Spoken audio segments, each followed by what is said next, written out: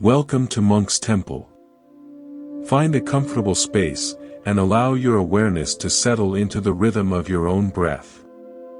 The journey we begin now is not toward a distant shore, but into the deepest waters of the human heart. We are here to explore a question as old as consciousness itself: what is true love? The wisdom of Buddhism approaches this not with a definition, but with a mirror and a map. It shows us not only the radiant destination of selfless connection but, more importantly, the tangled pathways of attachment that so often masquerade as love. Tonight, we will learn to tell the difference. We will learn that true love is not something you fall into, but something you grow into, a conscious cultivation of the heart's highest qualities. Let us begin with the most common confusion: the entanglement of love and attachment. In our hunger to feel connected, we often mistake the grip of clinging for the embrace of care. Imagine two hands. The first hand holds a precious, living bird. It cups the bird gently, providing warmth and shelter, its palm open just enough to allow the bird to breathe, to turn its head, to remain itself. This hand is attentive but not possessive. It knows the bird is a free being, and its joy is in the bird's aliveness, not its captivity. The second hand also holds the bird, but it is clenched in a fist. It is driven by fear, fear of loss, fear of emptiness. It believes, this bird is mine. It must stay here to make me feel complete. The fist may believe it is loving, but it is only loving its own need. Inside the fist, the bird cannot breathe, cannot sing, and may perish. This is the essential difference. Attachment is the closed fist. True love is the open, cupped hand. One is based on fear and a sense of lack. I need you to be happy. The other is based on abundance and generosity. I wish for your happiness. The voice of attachment is a constant, anxious whisper: are you making me happy? Why are you not making me happy? What can I get from you? The voice of true love is a steady, quiet intention: how can I contribute to your peace? How can I support your growth? This is the core teaching. In the Buddhist framework, love, metta, is classified as one of the Brahmaviharas, or divine abodes. It is a state of mind to be cultivated, not a fleeting emotion to be captured. It is unconditional. Attachment, or tanha, is craving. It is conditional, demanding, and rooted in the illusion of a separate, needy self. Our work is to transform the energy of craving into the energy of compassionate kindness. To illustrate, let me share a personal story from my early days of practice, long before I understood any of this intellectually. I had a dear friend who was a brilliant artist. I admired her creativity, her passion, her unique vision. Over time, my admiration curdled into a subtle envy.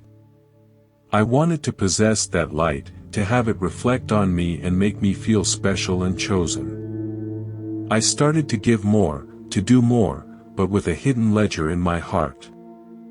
I was not giving freely, I was investing, expecting returns of her time, her attention, her validation. When she naturally spent time on her art or with other friends, I felt a sour disappointment. My love had become a business transaction. I was the clenched fist, and my grip was causing us both to suffer. The friendship strained under the weight of my unspoken demands. It was a painful but vital lesson. What I called love was, in fact, a sophisticated form of selfishness. I was attached to the role she played in my story, not in love with her sovereign self. If this reflection on the heart's true nature resonates with you, I gently invite you to subscribe to Monk's Temple. Your presence here is a quiet light, and by subscribing, you help keep this sanctuary of contemplation alive for all who seek a deeper understanding. Thank you. That experience forced me to look for a love that was not a transaction, but a liberation. This brings us to the first and foundational quality, metta, or loving kindness. Metta is the unconditional wish for the happiness and well-being of all beings. It begins with yourself. You cannot offer genuine kindness from an empty cup. So, you sit, you breathe, and you offer the phrases to your own weary heart. May I be safe. May I be peaceful. May I be kind to myself. This is not vanity. It is the essential foundation. From this grounded, self-connected place, you can then extend the wish outward, to a benefactor, to a neutral person, to a difficult person, and finally, to all beings everywhere. In the context of a specific, intimate relationship, metta is the steady, background radiation of goodwill. It is the silent prayer you hold through good times and bad. However you are, wherever you are, I wish for your well-being. It asks for nothing in return. Now, let's explore this with an original parable, a story about two gardeners. In a village, there were two gardeners who each received a rare sapling. The first gardener, Cora, was thrilled.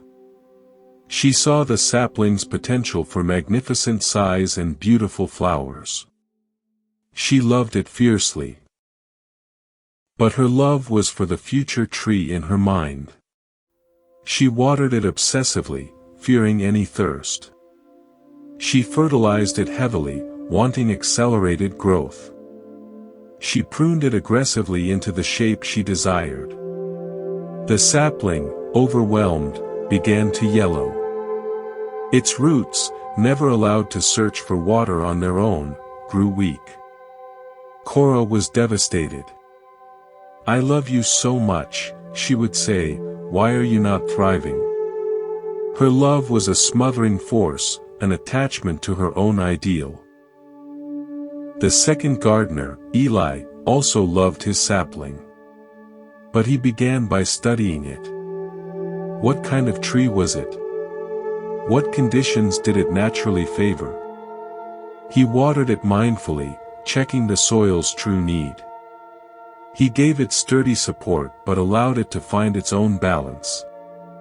He pruned only what was dead or damaging, respecting its natural form. His love was expressed through patient attention and space. He whispered, "Grow as you need to grow. I am here to help." His sapling dug deep roots, grew strong at its own pace, and in time, became a uniquely beautiful tree, different from Cora's idealized vision, but vibrantly, authentically alive. Cora's love was based on her idea, her plan, her needs. Eli's love was based on the needs and nature of the tree itself. One is attachment, the other is metta. In our relationships, we are so often Cora. We have a mental image of the perfect partner, the perfect friendship, and we love that image. When the real, living person inevitably diverges from that image, we feel betrayed, we try to prune and shape them, and we wonder why the relationship is struggling.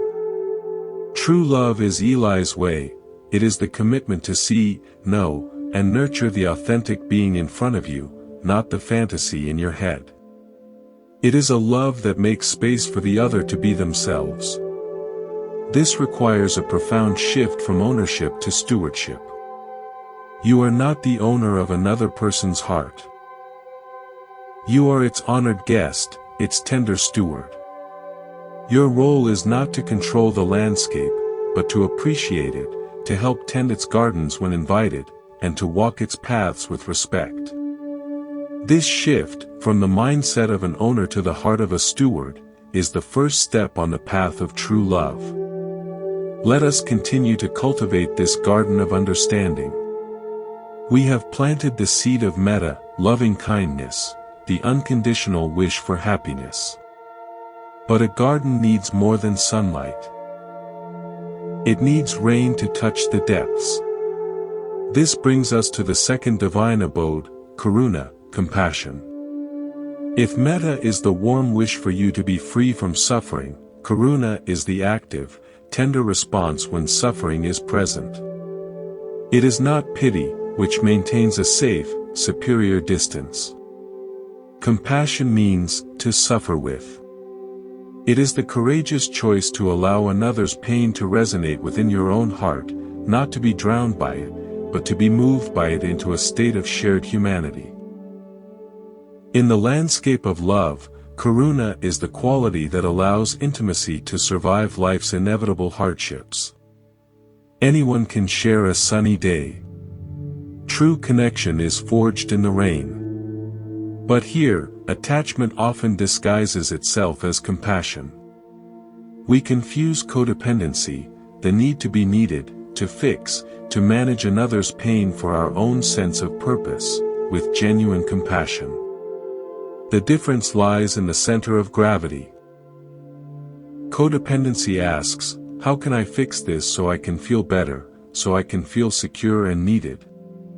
True compassion asks, how can I be present with you in this, so you do not have to bear it alone? True compassion involves listening without an agenda.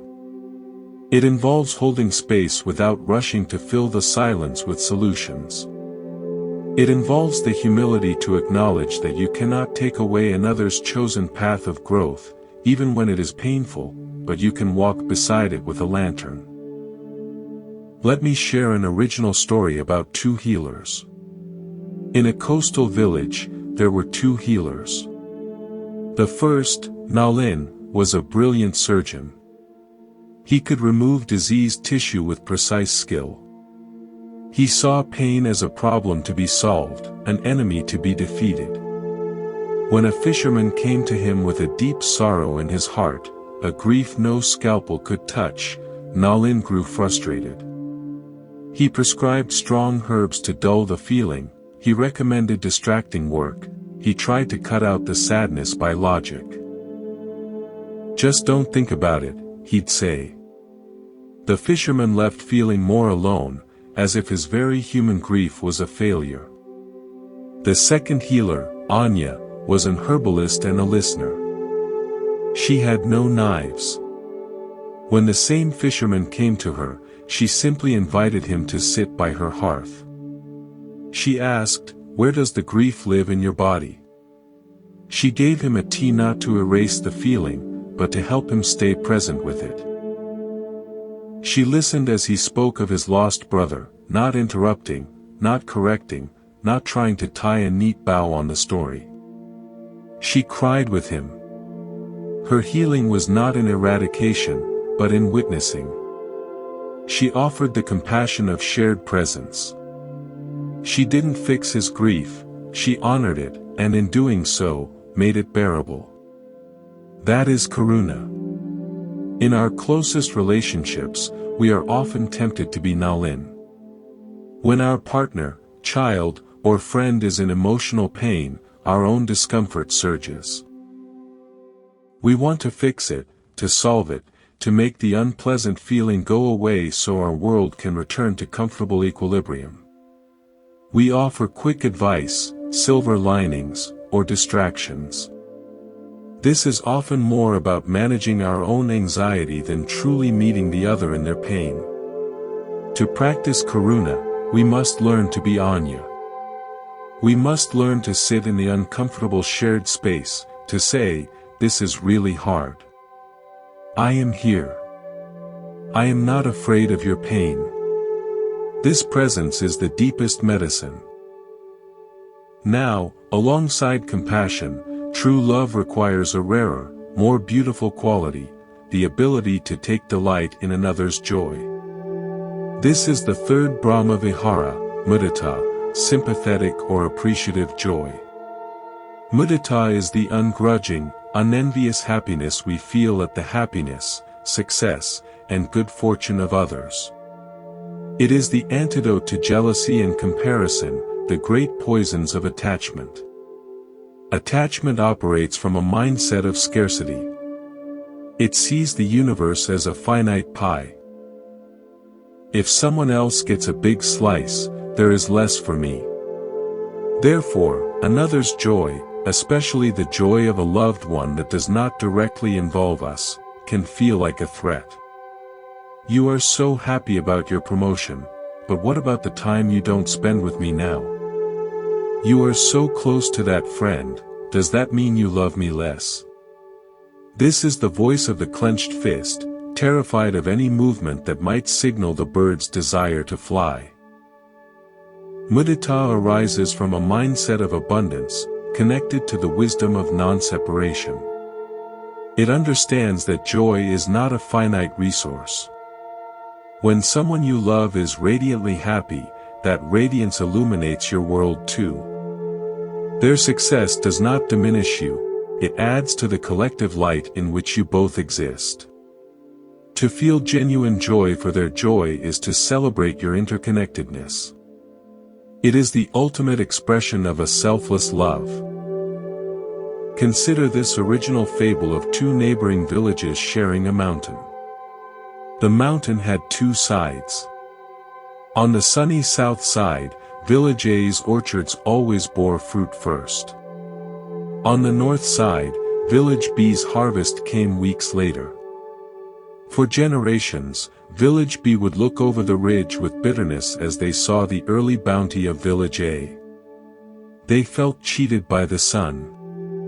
One year, a young leader in Village B proposed a different approach. Instead of looking with envy, he organized a festival to celebrate Village A's harvest. They sent musicians and bakers over the ridge to join Village A's feast. Village A, touched by this generosity, later reciprocated. When Village B's harvest finally ripened, Village A came to celebrate with them, bringing preserves from their own earlier fruit. That year, both villages had two celebrations instead of one season of resentment. The mountain, once a symbol of division, became a shared source of double joy. The young leader understood mudita. Another's good fortune is not your loss, it is an opportunity for shared celebration. In love, practicing mudita means actively rejoicing in your partner's independent joys. It means when they come home excited about a personal achievement, your first response is to fully join their delight, to put your own preoccupations aside and say, "Tell me everything.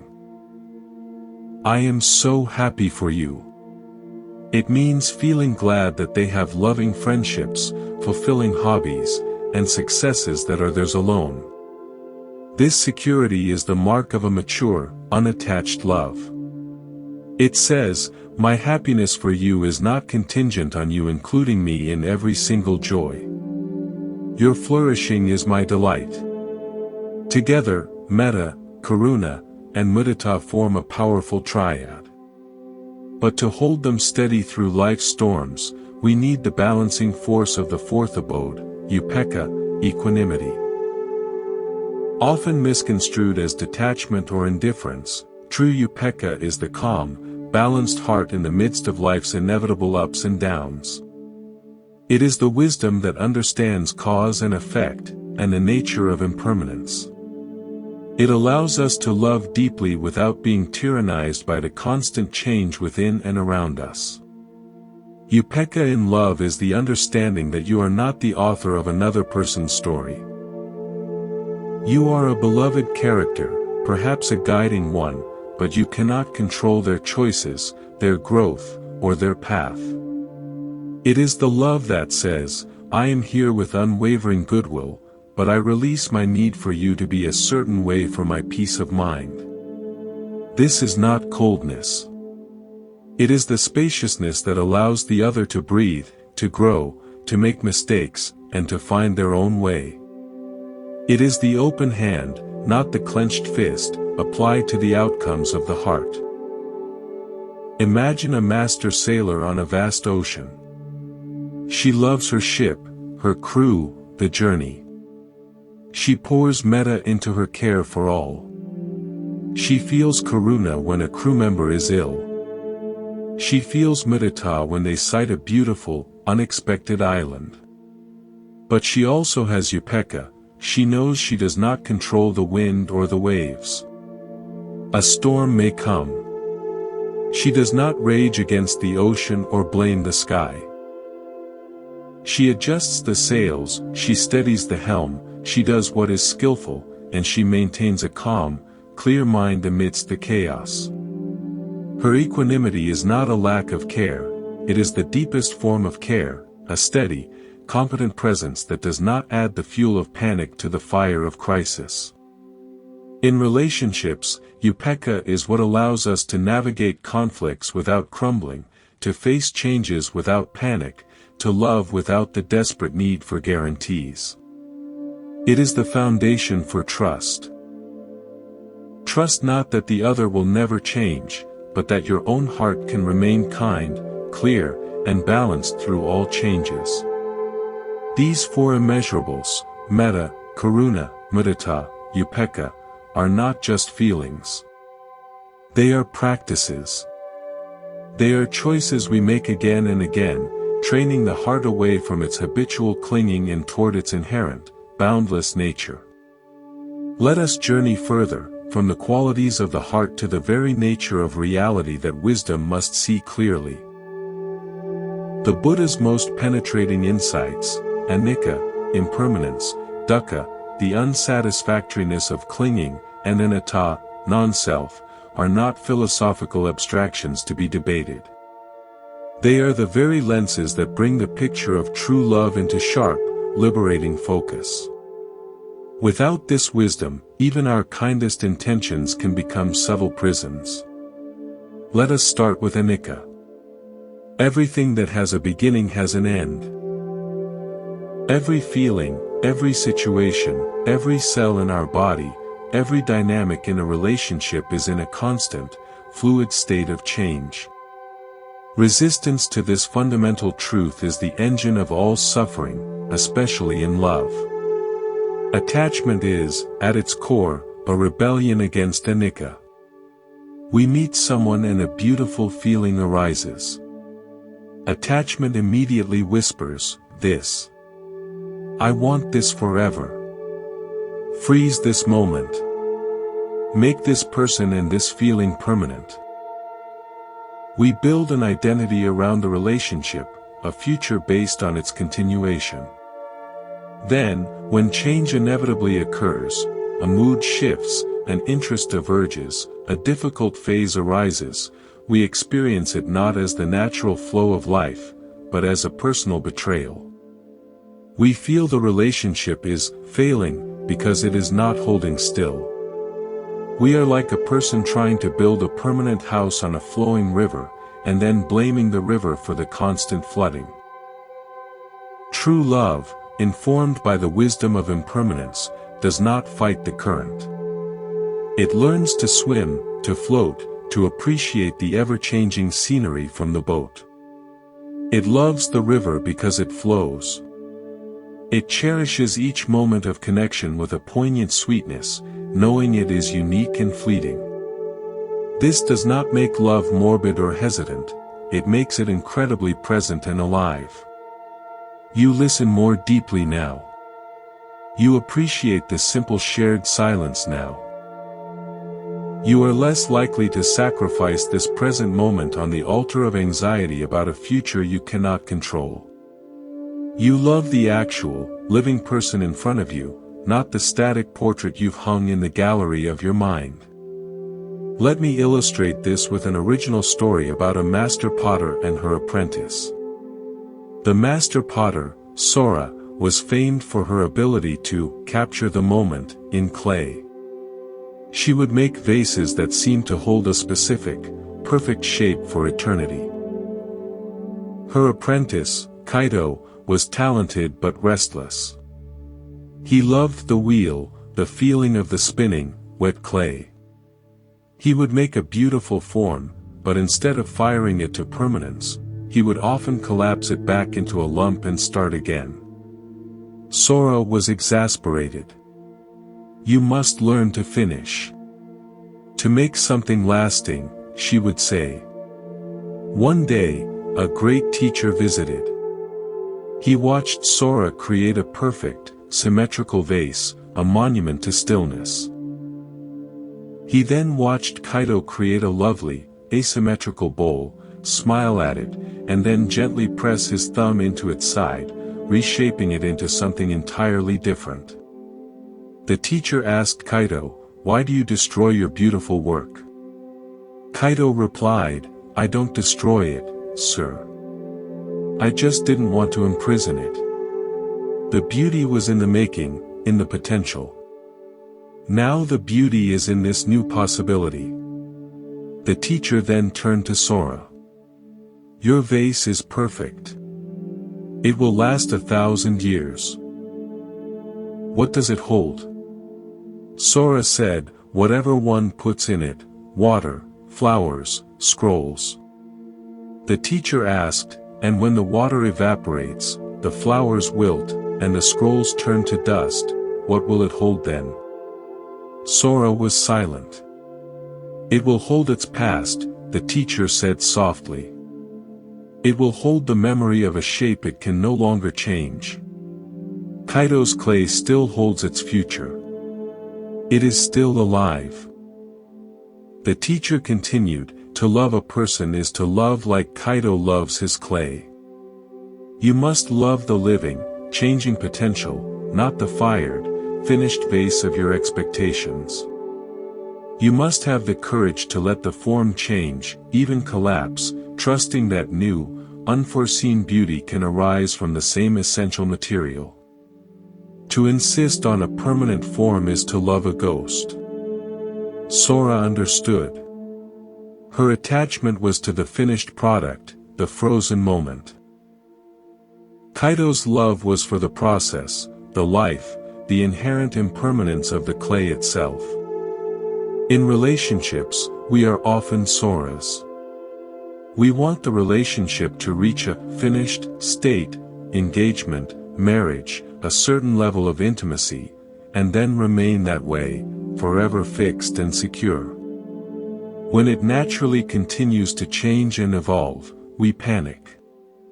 To love with wisdom is to be like Kaido.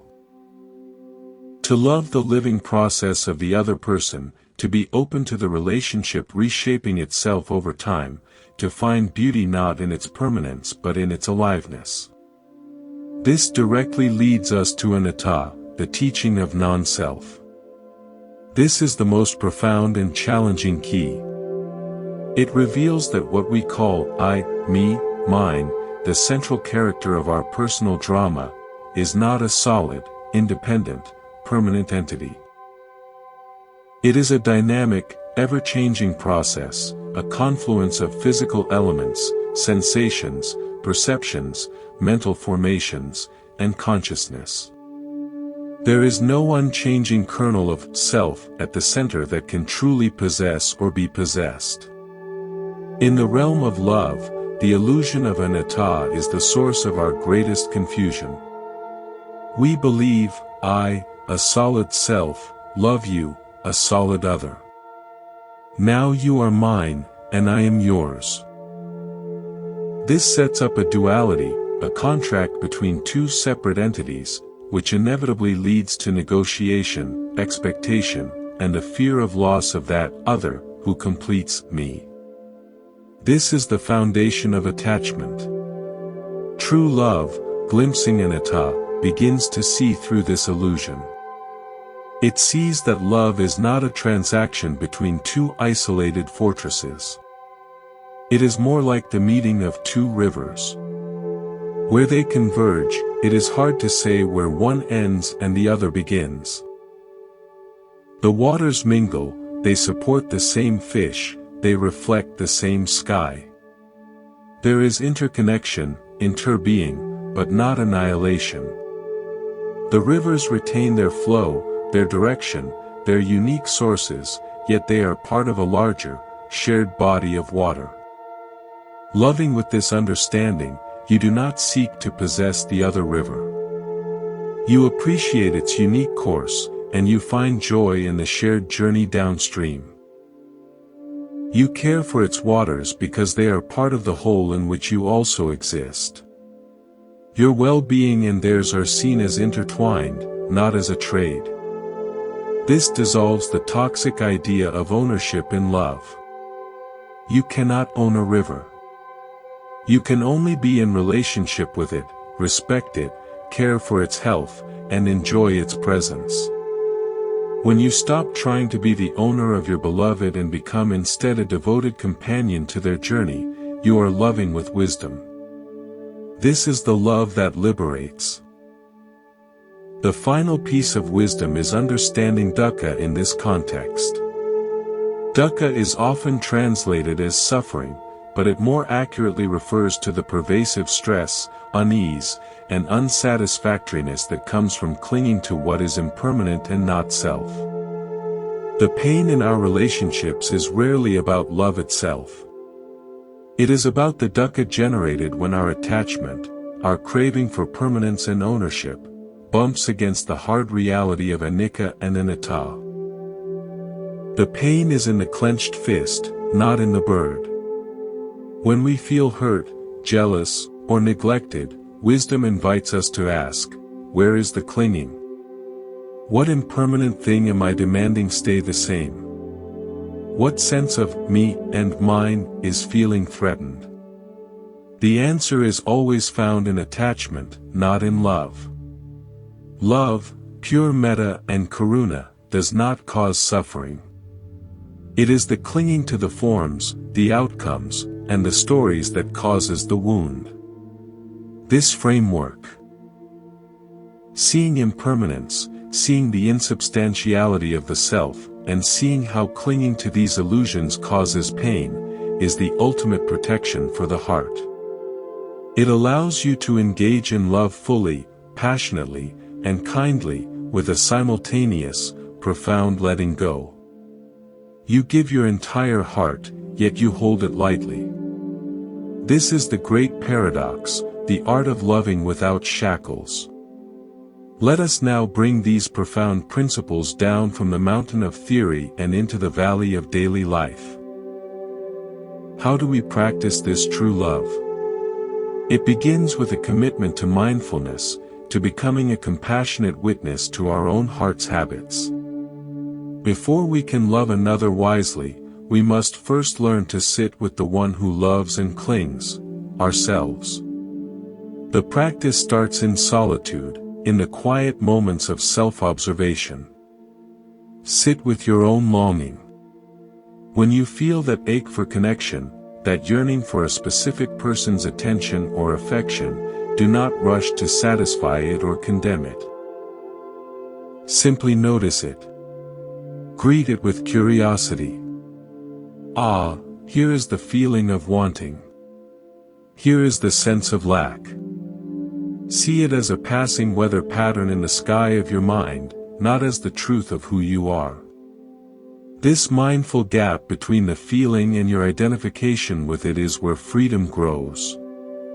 In that gap, you have a choice, to follow the craving into stories of lack and demand, or to meet it with the gentle, internal whisper of metta, may I be peaceful with this feeling. May I be kind to myself in this longing. This internal foundation is critical. Without it, we enter relationships as beggars, not as partners. We seek someone to complete us, to heal our wounds, to fill our emptiness. This is an impossible burden to place on another human being, and it is the root of most relational conflict. The Buddha's path guides us toward a different starting point, wholeness. Not a perfect, finished wholeness, but a commitment to tending our own garden so that we can invite someone to stroll through it, not to be its unpaid gardener. Consider an original allegory about two innkeepers. In a bustling town, there were two inns. The first innkeeper, Finn, was desperate for guests. His inn was in disrepair, the roof leaked, the hearth was cold, the pantry was bare. He would stand on the road, calling out to travelers, "Stay with me. I need you. You will make this place a home." When a traveler reluctantly entered, Finn would immediately demand they fix the roof, light the fire, and buy food. He believed the guest's presence alone would transform the emptiness. The guests, feeling used and burdened, would soon leave, and Finn would feel even more abandoned and bitter. The second innkeeper, May, took a different approach. She spent her time, whether she had guests or not, tending her inn. She repaired the roof with her own hands. She kept the hearth clean and stocked with dry wood. She cultivated a small garden for herbs and vegetables. Her inn was simple but warm, functional, and welcoming. She would sit by her door, not in desperation, but in peaceful readiness. When a traveler arrived, she would welcome them with genuine hospitality. "The fire is lit, and there is a clean room. I have some soup if you are hungry." The guest felt received, not needed. They could rest, rejuvenate, and contribute if they wished, not out of obligation, but from a natural sense of shared comfort. Often, guests would extend their stay, and some would even help in the garden, not because May demanded it, but because they felt at home. In relationships, we can be like Finn or like May. Attachment makes us Finn. We approach love from a place of inner disrepair, looking for someone to fill our emptiness, fix our broken parts, and provide the warmth we cannot generate for ourselves. This is a crushing, unattractive burden. True love allows us to be May. We do the inner work of mending our own roof, healing past wounds, lighting our own hearth, cultivating self-compassion and joy, and stocking our own pantry, developing our interests in peace. We become a whole, functioning sanctuary. Then, when love arrives, we can offer a warm, welcoming space of companionship. We can give from our abundance, not demand from our need. The relationship becomes a shared sanctuary, not a rescue mission. This inner work naturally extends into how we communicate. The voice of attachment is defensive, accusatory, and full of "you" statements. "You never listen to me. You always make me feel this way. You need to change." The voice of true love, grounded in metta and karuna, speaks from the "I" of vulnerability and observation, without blame. "I feel hurt when I am interrupted. I am feeling lonely when we don't share time. I am struggling with this pattern." One language builds walls, the other builds bridges. Furthermore, we must practice deep listening. This is an act of karuna. To listen deeply is to silence your own internal commentary. Your preparations to defend, your rehearsals to advise, your judgments, and to simply be a vessel for the other's experience. It is to listen not only to their words but to the feelings beneath them, to the unmet needs, to the unspoken fears. You listen with your whole being, offering the gift of your full, undistracted presence. In that space of being truly heard, healing and connection blossom. Let me share a story about a weaver and a musician. A weaver named Alara, whose world was one of intricate, visible patterns, married a musician named Leo, whose world was one of invisible, flowing sound. Alara would talk of her day in detailed, linear stories, showing the patterns of interactions like threads on a loom. Leo would listen, but his responses were often abstract metaphors or hummed phrases. Alara felt he wasn't really listening, he was just waiting to compose. She would say, "You're not hearing me." Her attachment was to being understood in her own linguistic pattern. One day, frustrated, she decided to truly watch him listen. She saw that as she spoke, his fingers would subtly tap rhythms on his knee, his eyes would soften, and sometimes a tear would form at a poignant part of her story. He wasn't crafting a verbal reply, he was composing a silent symphony in response to her narrative. He was listening in the language of vibration and feeling. When she finished a story about a personal defeat, he didn't offer advice. He simply picked up his flute and played a melody that was at once mournful and deeply tender, a perfect sonic mirror for her heart. In that moment, she felt understood more deeply than any words could have achieved. She had been attached to her form of communication.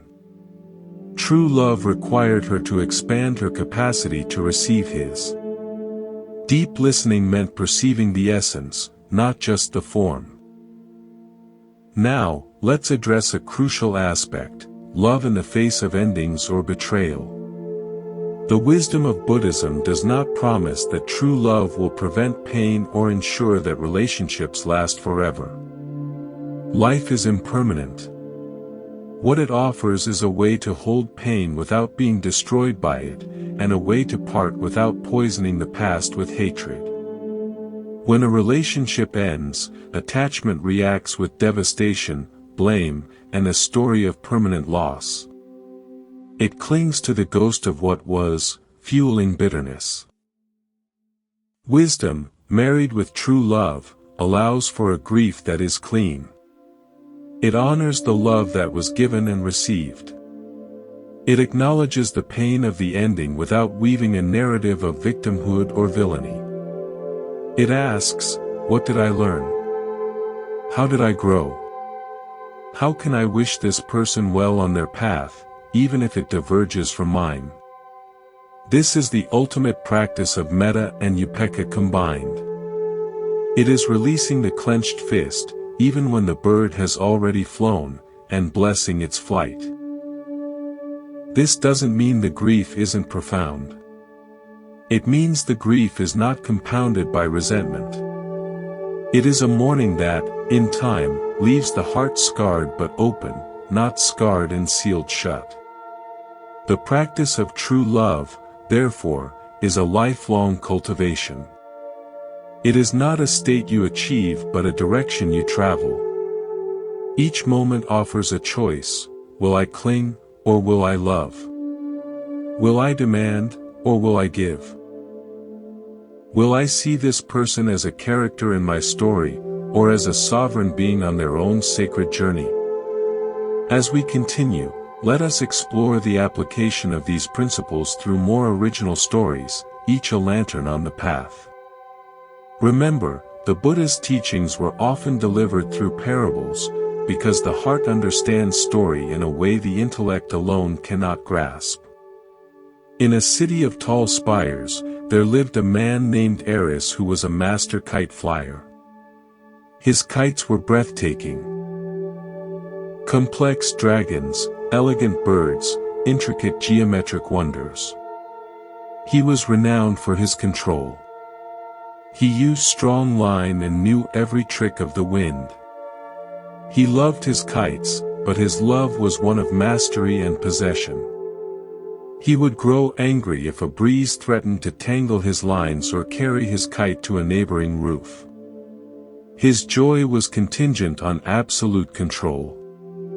One day, a young girl named Liana, new to the city, was flying a simple, diamond-shaped kite made of paper and 2 sticks. Her string was thin, almost fragile. Eris watched, prepared to scoff. But he saw something remarkable. Liana didn't fight the wind. She felt its gusts through the string and let her kite dance, dipping, soaring, spinning in wild loops. When a powerful gust threatened to snap her string, she didn't pull back in panic. She let out more string, allowing the kite to rise higher into a steadier current. Her face was alight with pure, adaptive joy. She was in a dialogue with the wind, not a war. Eris, humbled, approached her. "Aren't you afraid of losing it?" he asked. Liana smiled. "The wind wants to play. If I hold on too tight, the game ends. If I let it play, we both have fun. Sometimes the string snaps and the kite flies away forever. That's sad, but it's also beautiful. It means it finally became part of the wind." Eris understood the metaphor for love. He had been loving his relationships like he loved his kites. With a strong line of control, with fear of turbulence, with attachment to a specific, beautiful form dancing at the end of his string. Liana loved the flight itself, the shared dance with the mysterious, uncontrollable force of another being, the wind. She loved with an open hand, ready to let out more string, give space, or even to let go if that was what the nature of the flight required. Her love was participatory and free, not possessive and fearful. True love is like flying Liana's kite. It is a joyful, responsive dance with the mysterious, uncontrollable essence of another, not a controlled exhibition of your own mastery. Two travelers set out to find a fabled, peaceful valley. The first traveler, Caden, had a detailed, antique map. It showed one specific route, with every landmark clearly noted. He fell in love with the map, with its certainty. When the actual trail diverged from the map, a landslide had erased a path, a new river flowed where none was charted. He became furious and disoriented. He blamed the landscape for being wrong. He insisted on trying to force his way through where the map said to go, growing exhausted and bitter. He was so attached to the prescribed journey that he could not see the actual, beautiful, unfolding journey before him. The second traveler, Maya, had only a simple compass and a general direction, west, toward the setting sun. She loved the idea of the valley, but she was committed to the walk itself. When she encountered the landslide, she observed, adapted, and found a new path around it, discovering a hidden waterfall. When she found the unexpected river, she built a raft, enjoying the new perspective from the water. Her journey was full of surprises, challenges, and adaptations. She arrived at the valley later than Caden, who never actually arrived, still stuck arguing with a boulder. But her story was rich, her skills were honed, and her love for the landscape was deep and intimate, born of direct, flexible engagement.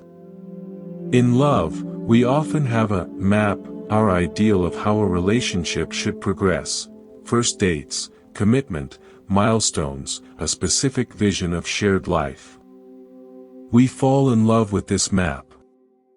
When our partner or the relationship itself inevitably deviates from this map, because they are a living landscape, not a piece of paper, we feel lost and betrayed. We try to force them back onto the charted path. True love is like Maya's journey. It holds the general intention of kindness and shared growth, the compass heading west, but it remains open, curious, and adaptable to the actual, living terrain of the other person. It finds beauty in the unexpected detours. It loves the real journey, not the fantasy of the map. High in the mountains was a perfectly circular lake, so still it was called Moon Lake, for it held a flawless reflection of the night sky. On its bank sat a large, uniquely shaped stone, worn smooth by time. The stone loved the lake. It loved the way the lake held the entire cosmos in its surface. The stone's love, however, was possessive. It believed the lake's perfection was because of its presence on the bank. I anchor this view, it thought. One season, a great storm caused a landslide. The stone was dislodged and rolled deep into the forest, away from the lake. The stone was bereft. The lake will be ruined without me, it mourned. It imagined the lake growing turbulent, muddy, losing its reflection. Months later, the rains washed the stone back to a spot near the shore, but not its original place. It looked at the lake with trepidation. To its astonishment, the lake was still there, still perfectly reflecting the sky. The water had filled in the space, smooth and unblemished. Around the lake, other stones and reeds had arranged themselves. The reflection was, if anything, more interesting, incorporating new shapes at its edges.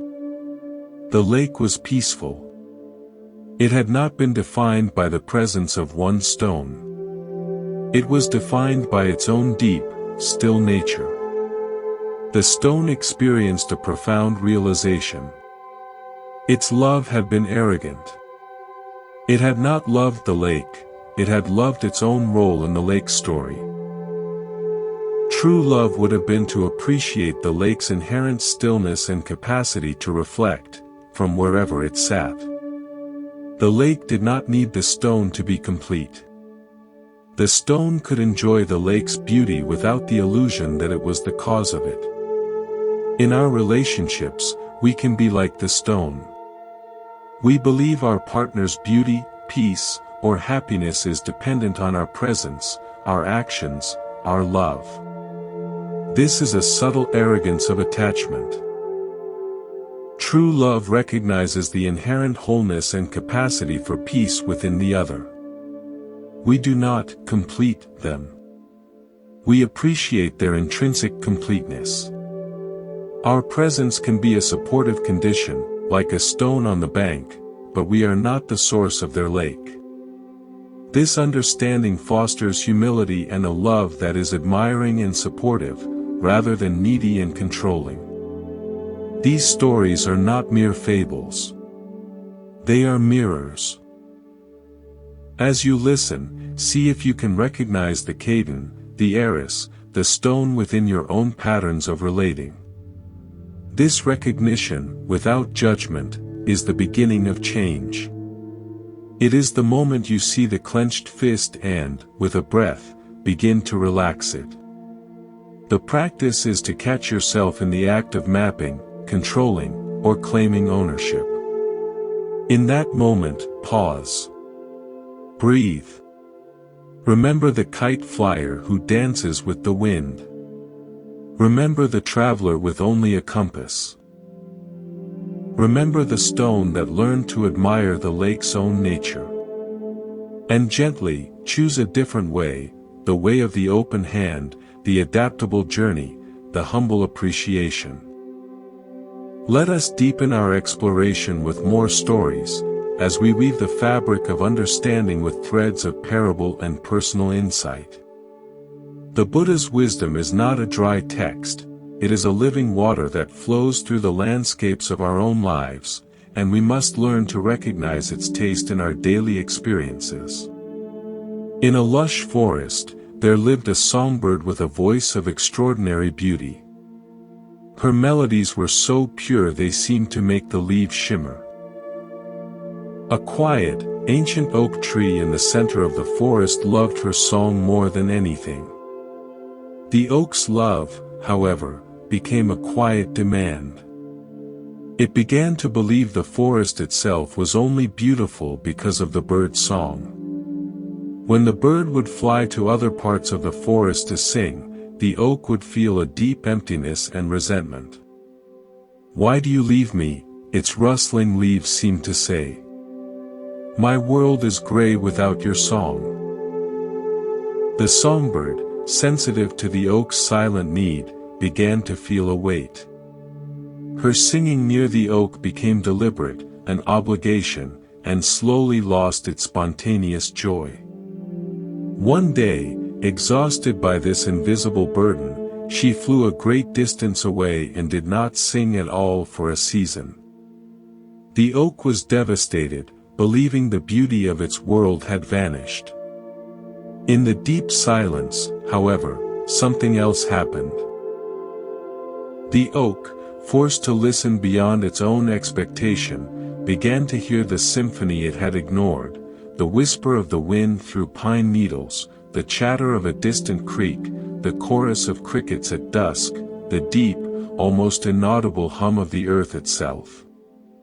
It realized the forest was alive with music it had been deaf to because it had attached solely to one beautiful voice. When the songbird finally returned, her song was free again, and the oak listened with new ears. It appreciated her song not as the sole source of beauty, but as one magnificent instrument in a vast, interconnected orchestra. Its love became one of grateful participation, not desperate dependency. In our relationships, we often play the role of the oak. We fixate on one person as the sole source of our joy, our validation, our emotional music. When they are not singing for us, when they are quiet, distant, or attending to other parts of their life, we feel the world has gone gray. This attachment creates a burden for them and a poverty for us. True love is learning to hear the whole symphony of life. It is finding joy in our own peace, in other connections, in the simple hum of existence, so that the beloved specific song is a cherished gift, not a required lifeline. This is the practice of mudita and non-attachment, finding multiple sources of joy so our happiness is not a weight we place on one person's shoulders. On a rugged, stormy coast stood a lighthouse. For generations, a single keeper tended the light. The current keeper, Elias, saw his duty as one of fierce, lonely vigilance. He loved his light, but as an extension of his own identity. He believed the safety of every ship depended entirely on his unwavering control. He would grow angry at the fog for obscuring his beam, at the storms for challenging his structure. His love was rigid, burdensome, and full of fear. One ferocious night, a wave shattered the lantern room. The great light went dark. Elias was paralyzed with despair and guilt. He was sure disaster would follow. But as he huddled in the dark, he saw something.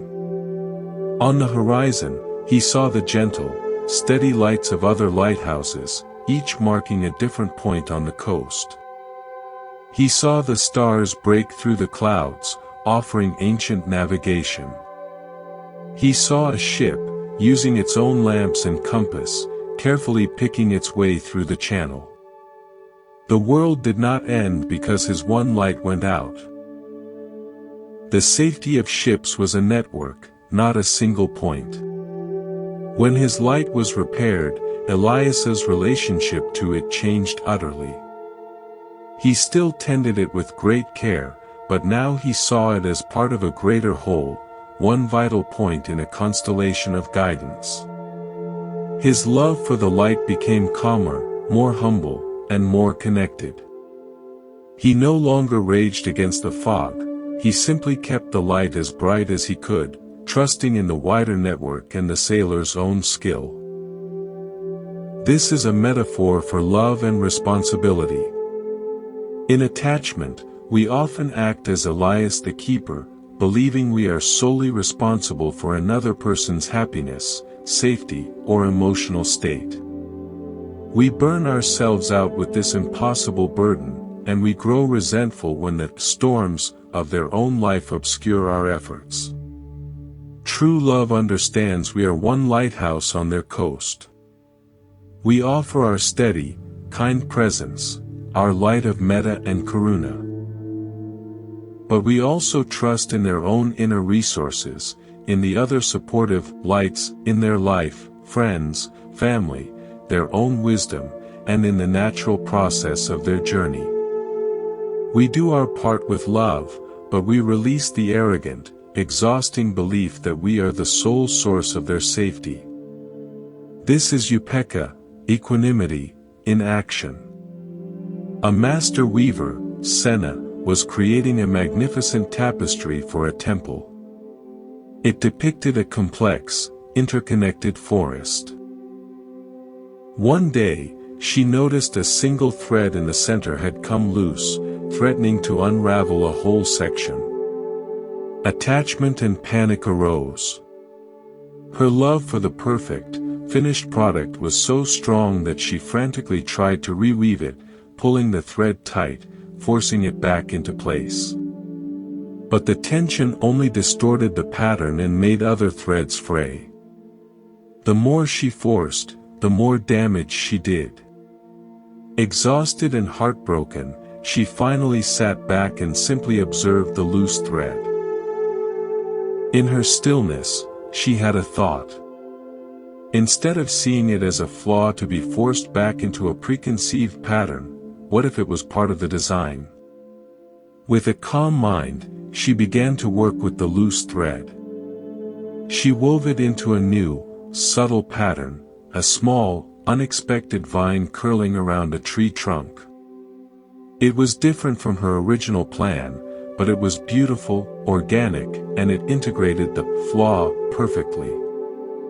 The tapestry became more unique and alive because of it. Our relationships are tapestries, and our partners, and we ourselves, are threads that sometimes come loose, manifesting as flaws, mistakes, or unexpected changes. Attachment reacts like Sena in panic. We try to force the person back into the original pattern of our expectations, creating tension and damage. True love responds like Sena in stillness. It accepts the loose thread as part of the evolving reality. With compassion and creativity, it asks, how can we integrate this? What new, unforeseen beauty can emerge from this change? This is love that embraces imperfection and impermanence, anicca, seeing challenges not as threats to a static ideal, but as opportunities for the relationship's pattern to evolve into something more resilient and authentic.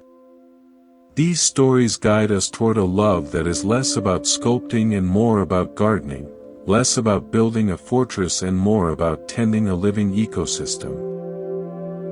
It is a love that understands its role is not to control the growth but to provide the nourishing conditions, sunlight of kindness, water of compassion, space for roots to spread, and then to step back and witness the miracle of a life unfolding. We now turn to a dimension of love that is often the most challenging, the love that persists through and beyond conflict, disappointment, and the unveiling of our own shadows. This is where the rubber of our spiritual practice meets the rough road of human relationship.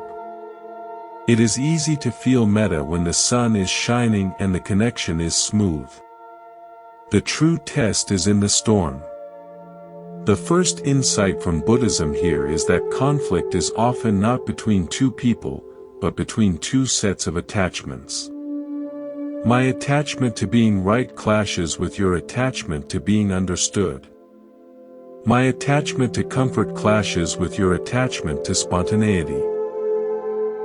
We are not fighting the person, we are, in a tragic comedy, fighting for the survival of our own cherished illusions and demands. Seeing this can immediately drain the poison from an argument. It moves the question from, how can I defeat you, to, what is this clinging in me that is feeling so threatened?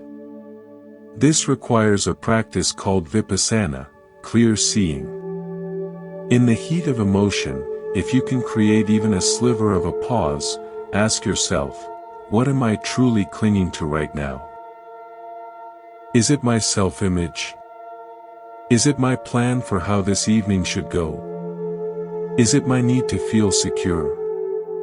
The acknowledgement of your own attachment is not a sign of weakness, it is an act of profound strength and the beginning of de-escalation.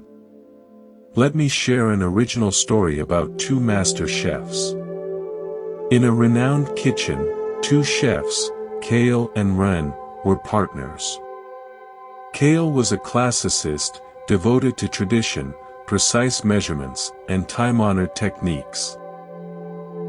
Ren was an innovator, driven by intuition, spontaneous combinations, and breaking rules.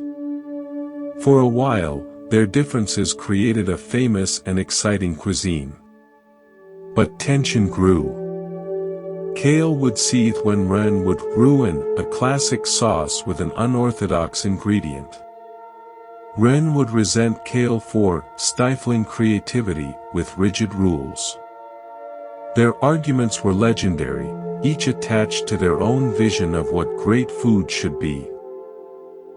One night, during a catastrophic dinner service where their conflict boiled over and ruined several dishes, the kitchen owner locked them in the walk-in cooler. "You will stay there," she said, "until you remember the one thing you both love more than being right." Shivering in the cold, they argued at first.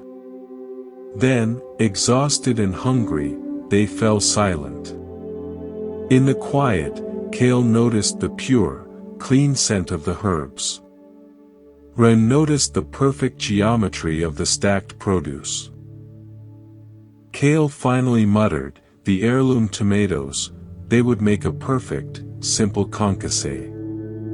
Ren, without thinking, replied, "Tossed with that wild pepper and a drop of smoked honey." They looked at each other. They had both, in that moment, forgotten to defend their method and had instead connected to their shared love for the ingredient itself, the potential for beauty in the food. Their argument was about attachment to their roles as classicist and innovator. Their love was for the art of nourishment. When released, their dynamic changed. They began to see their differences not as threats, but as complementary ingredients. Kale's precision gave Ren's innovations a solid foundation. Ren's creativity kept Kale's traditions alive and evolving. The conflict was transformed into creative tension. In our relationships, we must learn to find the cooler, that metaphorical pause, to ask, what do we both love more than our positions? What is the shared ingredient? Is it the well-being of the family? Is it the desire for connection? Is it mutual respect? Returning to that shared love is the compass that guides us out of conflict. Another essential practice is forgiveness, which in Buddhism is intimately tied to understanding karma and release. Forgiveness is not saying what happened was okay. It is not condoning hurtful behavior. It is the conscious decision to stop drinking the poison of resentment and expecting the other person to get sick. It is a gift you give yourself. When we hold on to anger, we are the ones carrying the hot coal. Forgiveness is the act of dropping it. This is where karuna, compassion, extends even to oneself and to the one who caused pain. It is the recognition that the person who hurt you is acting from their own place of confusion, attachment, and suffering, dukkha. This does not excuse the action, but it humanizes the actor, making it possible to release the rigid story of villain and victim. This release is the essence of upekkha, the equanimity that allows you to set a healthy boundary. I will not allow this behavior, while simultaneously releasing the toxic, internal hatred that binds you to the past. Let's explore this with a story of a wounded warrior and a blacksmith. A warrior, Val, was badly wounded in battle by a distinctive, serrated blade. He survived but carried the pain and a deep hatred for the enemy who wielded that blade. The hatred was a second wound, one that festered inside. He took the broken pieces of his own sword to a blacksmith, demanding they be reforged into a weapon of revenge. The blacksmith, an old woman named Iga, listened. She took the shattered steel. But instead of making a new sword, she worked for many days in silence. When she called Val back, she presented him not with a weapon, but with a beautiful, strong plowshare. Your steel wanted to be useful, not destructive, she said. I have folded your pain into it. Now it can turn soil, not spill blood. The enemy's blade is gone. Your wound is a scar. But this hatred you carry is a blade you are turning on your own soul every day. Forge it into something that nurtures life instead. Val was furious at first. But as he held the smooth, purposeful plowshare, he felt the truth. His attachment to the story of revenge was the serrated blade still inside him. Letting go of the hatred didn't mean forgetting the wound. It meant choosing to use the metal of his experience to cultivate peace, not perpetuate war. He took the plowshare and broke new ground for a garden. The act of nurturing growth finally began to heal the festering wound within. In relationships, we often take our hurts to the blacksmith of our mind, demanding they be reforged into weapons of resentment, coldness, or retribution. True love, aligned with wisdom, asks us to allow those hurts to be transformed into tools for deeper understanding, compassion, and the cultivation of new growth, within ourselves and, if possible, in the space between us. It is the ultimate alchemy of the heart. Let us now arrive at the heart's destination. We have journeyed through the landscapes of kindness, compassion, joy, and balance. We have navigated the rivers of impermanence and explored the liberating truth of non-self. We have practiced with stories of kites and forests, lighthouses and tapestries. We have learned that true love is not a passive feeling that happens to us, but a conscious path we choose to walk, a path of profound responsibility and ultimate freedom. The culmination of this path is not a perfect relationship, free from all difficulty. The culmination is a transformed heart. It is a heart that has learned to love like the sky loves the earth, enveloping it, holding it, reflecting its beauty in 1,000 ways, yet never grasping, never claiming, never fearing the changing seasons upon it. The sky does not say to the mountain, "You are mine."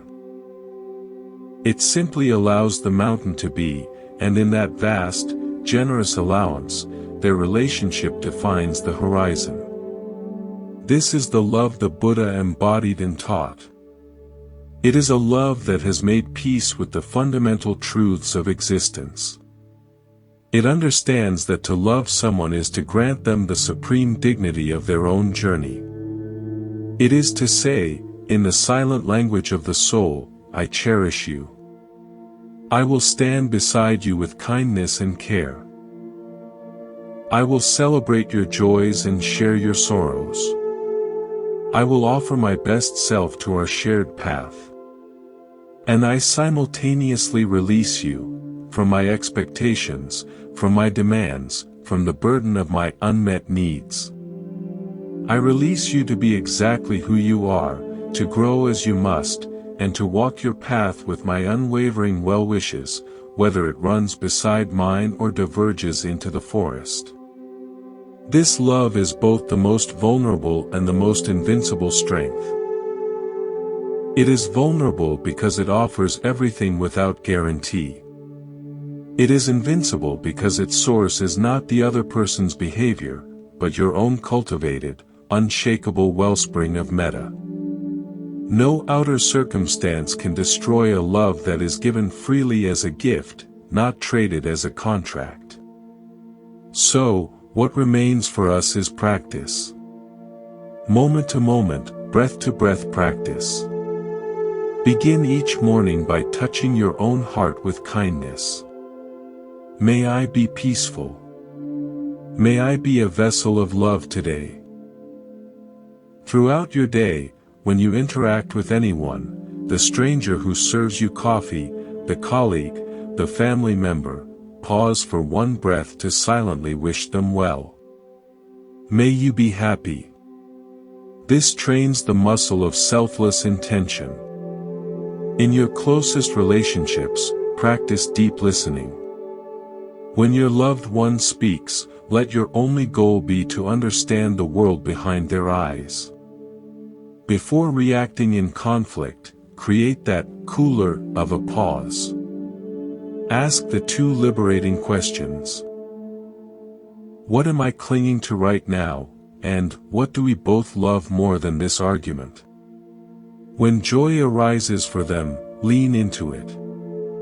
Make your joy for their joy a conscious act. I am so happy for your happiness. When they suffer, practice sitting beside their pain without an urgent need to fix it. Your calm, compassionate presence is the greatest medicine. And always, in the background of your mind, nurture the wisdom of the open hand.